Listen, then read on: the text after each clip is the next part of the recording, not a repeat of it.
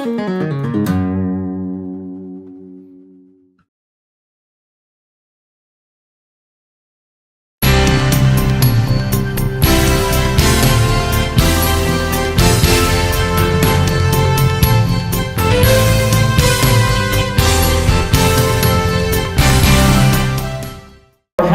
Mr. Bjorn Martinoff as he shares on the topic towards gravity recruiting, drawing candidates to find you.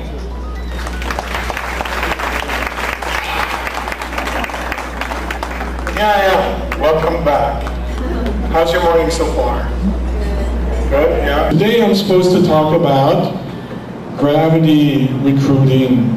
Yeah? Gravity recruiting is what's supposed to draw candidates to you, right? Or how many of you are involved in recruiting? Let's see a show of hands. Oh, that's almost everyone. Is anyone here? So congratulations and welcome. Anyone here who is not involved in recruiting normally? Not one? Anybody who wants to be included in recruiting in the future? No? Okay, so everybody's in recruiting. Fantastic. So just to give you a little bit of background about myself, this is me. I was born in Germany, lived in Germany and Belgium, United States, and now in the Philippines. I've almost lived in the Philippines now for 10 years. And since 2003, I have a wife here. She sits right over there. Her name is Vicky. Let's give her a warm hand. And she'll also be a speaker tomorrow, first speaker in the morning. Nana Riela, check. So let me ask you this question. This is about gravity recruiting, meaning attracting people. But before we go there, what kind of companies would you not want to work for? We don't want to mention any names, okay? But what are the characteristics of the companies that you wouldn't want to work for? Because I think there's some learning available in that. What would that company do, be, or have that you wouldn't want to work for them?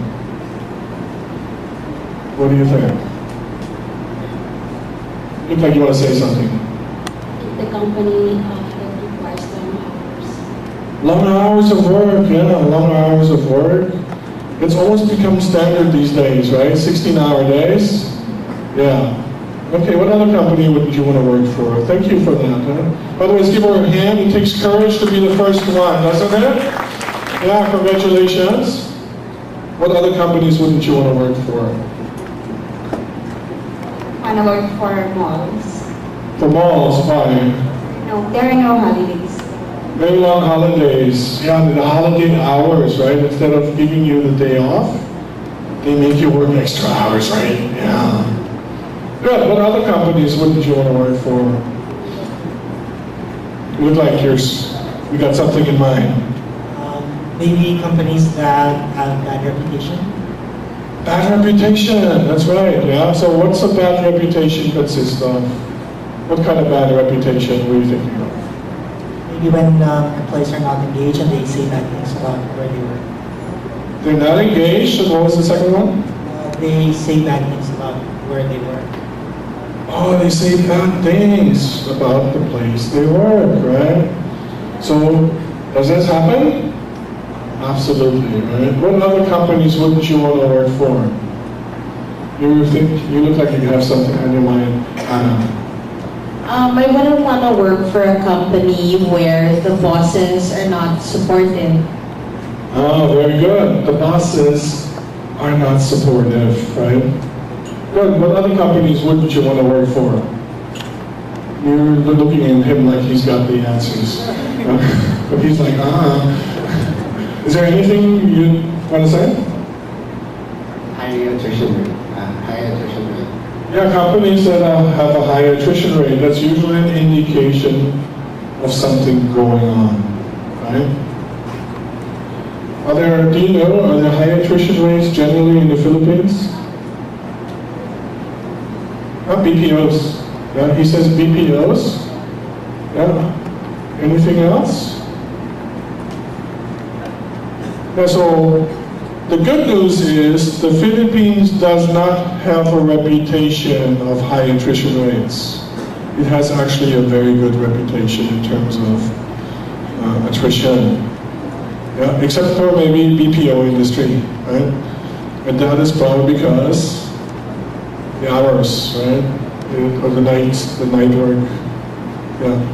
There's actually, believe it or not, there's been some companies that have moved to China from the Philippines and are now coming back.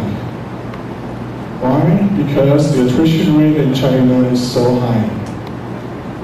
And they lose 40% of their employees every 3 to 4 months. That's huge, right? That's over 100% a year. Yeah? While they say in the Philippines, in that particular, this was an electronics industry company, they said it was only 6% for their industry, their turnover. So because of that fact alone, they thought it was better to be back here.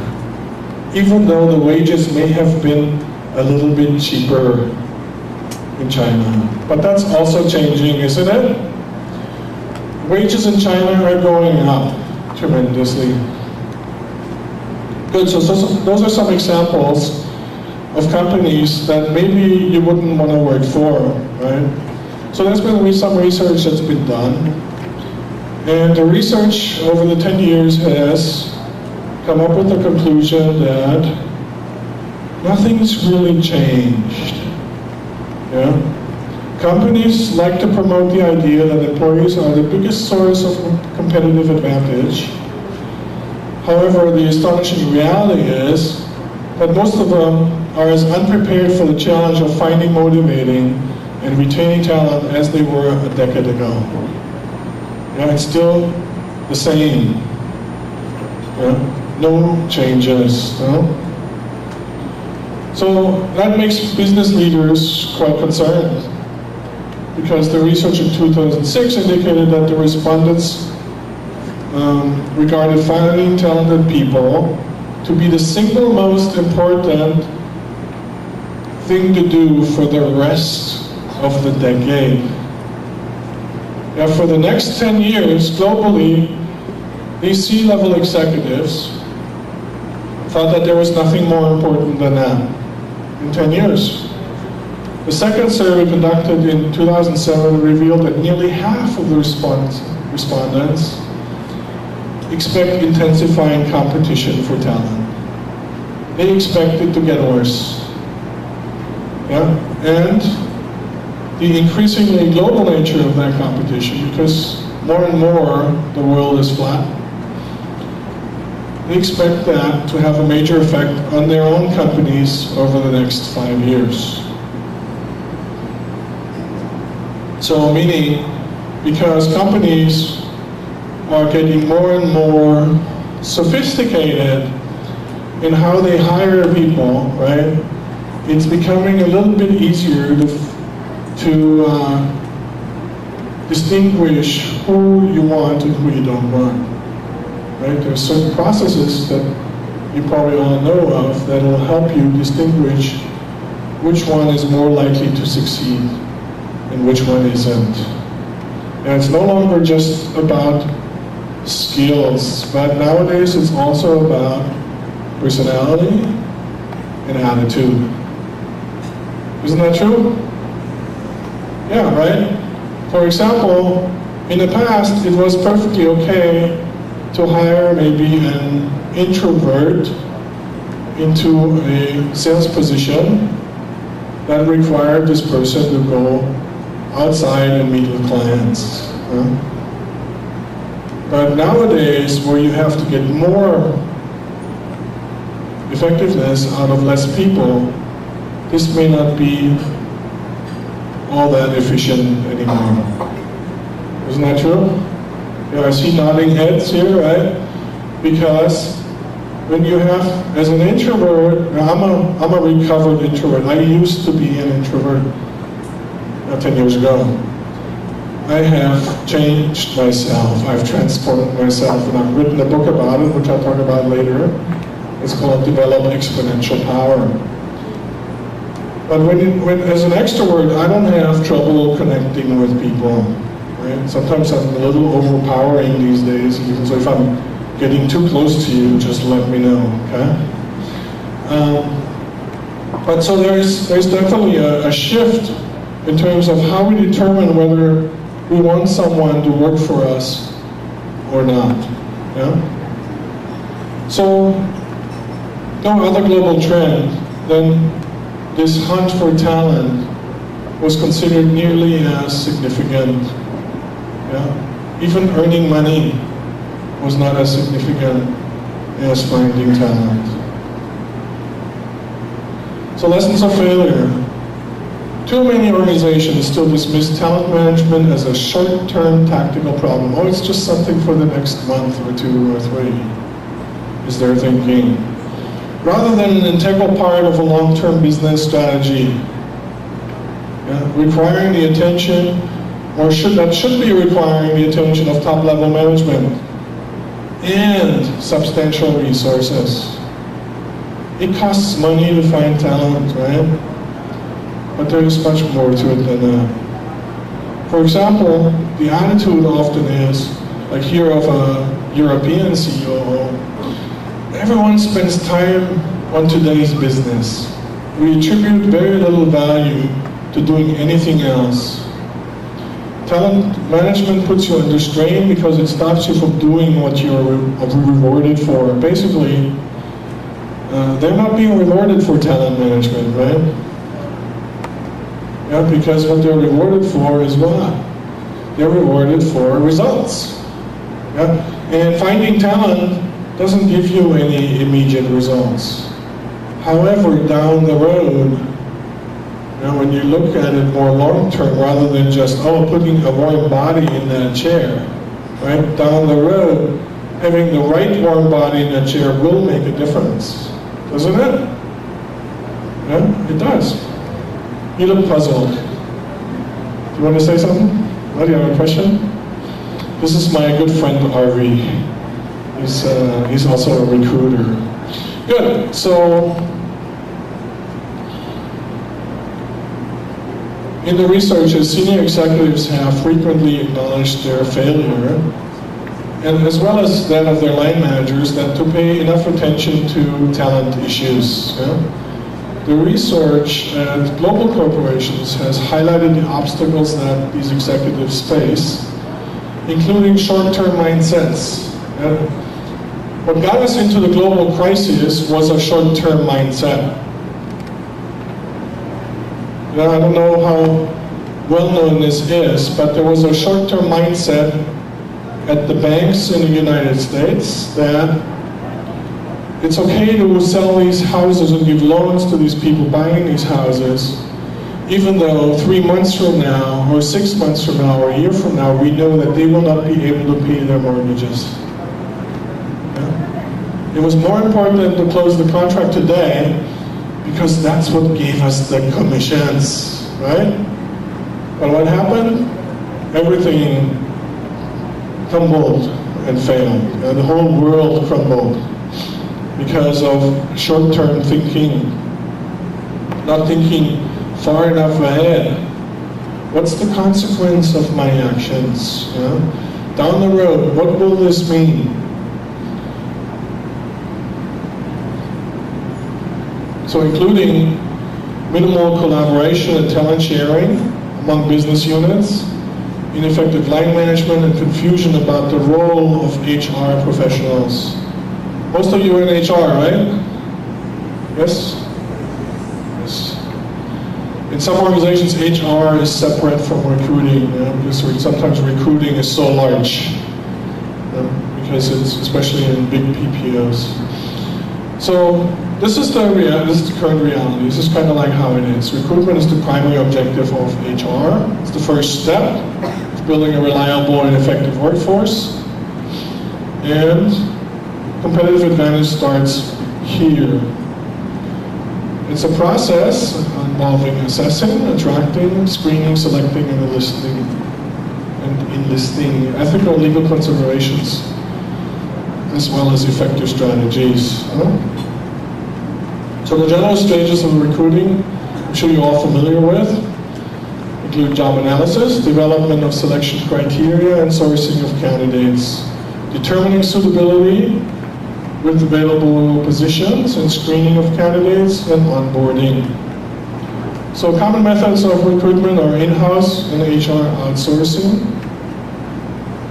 or an organization may choose other specific steps. Attrition and turnover rates are a constant problem. So who here has like an excessive turnover rate in their organization, would you say? Any show of hands? Be proud.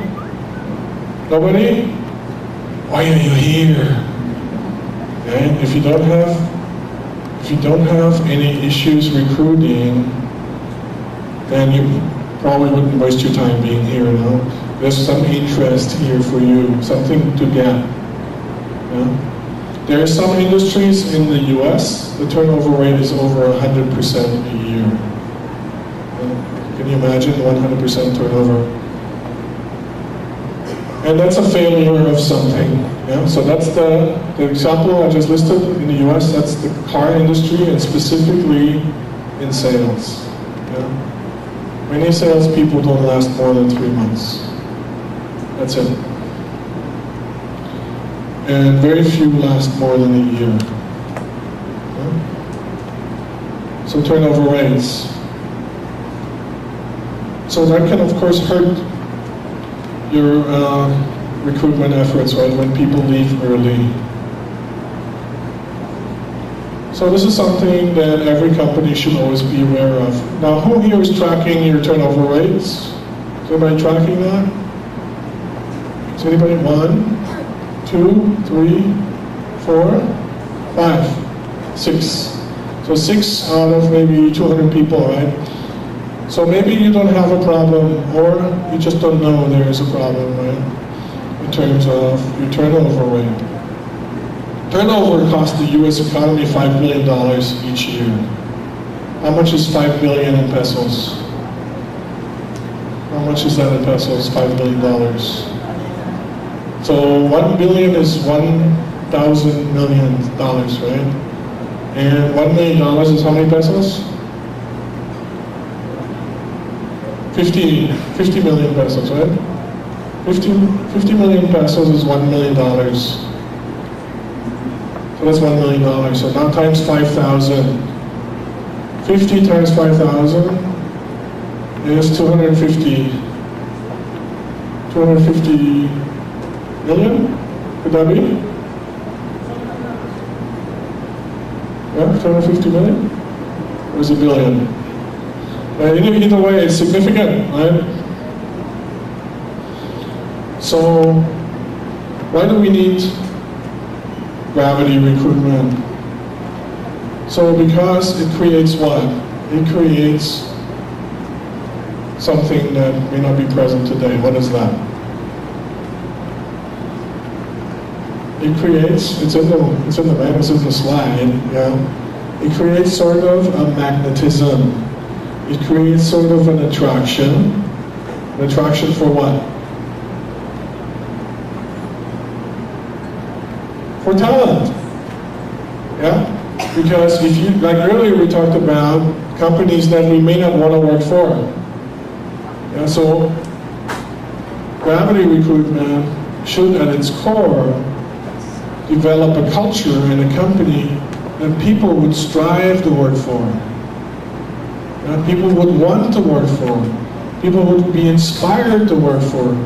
People would maybe give their right hand to work for.